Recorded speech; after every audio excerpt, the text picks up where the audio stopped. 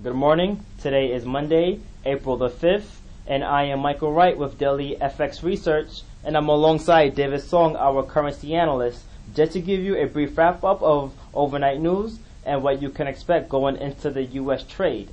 So David, to kick things off, the Nikkei was the only market open during the Asia trade as the Hang Seng was closed in observation of the Tomb Sweeping Day, while the S&P, ASX 200, and the European markets were closed in observation of the Easter holiday. But taking a look at the currency markets, the greenback is relatively mixed, with the Canadian dollar up the most against the buck, rising some 0.5%. And is really the reason for the dollar CAD tumbling to that fresh yearly low. Can you give us some insight as to what occurred?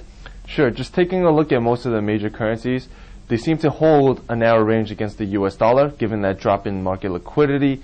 And as we go into the U.S. session with North American traders coming back online, we're probably likely to see a rise in market volatility. But at the same time, we have that unscheduled meeting by the FOMC later today, right around 15:30 GMT, where they'll be discussing their policy on the discount rate.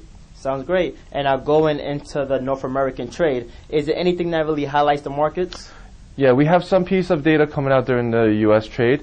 Certainly, we are expecting to see service-based activity in the world's largest economy expand at a faster pace in March, as market participants expect that ISM non-manufacturing index to increase to 54.0 from 53.0 in the previous month.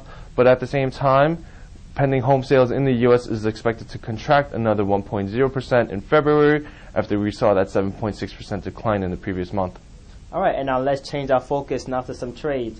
I know for the past couple of sessions, I did mention that dollar cash short, and indeed it did trigger my limit at 1.0128. But for those of you who are still in that pair, it looks to have more promise to the downside, as now our SSI stands at extreme levels of about 4.0, signaling for further losses in that pair. But changing focus to the dollar yen, I'm actually going to look to enter into a long position after it recently broke above that descending trend line. So, but I'm probably going to enter probably with retracement to the 10-day SMA around. So just look for that dollar yen long. But how about yourself? Yeah, I just been keeping my focus on that euro pound trade from the previous week, and we actually saw that exchange rate slip back below that 200-day SMA, right around that 88.68 level. And as a result, I pushed down my stop towards that level, and we actually saw the exchange rate slip to a low of 88.19 during an overnight trade. But as we have that Bank of England and the European Central Bank interest rate decision later this week, I might actually look to close out this position before we get ahead of that event risk. And again, we will definitely have to see how these pairs do play out in the near future.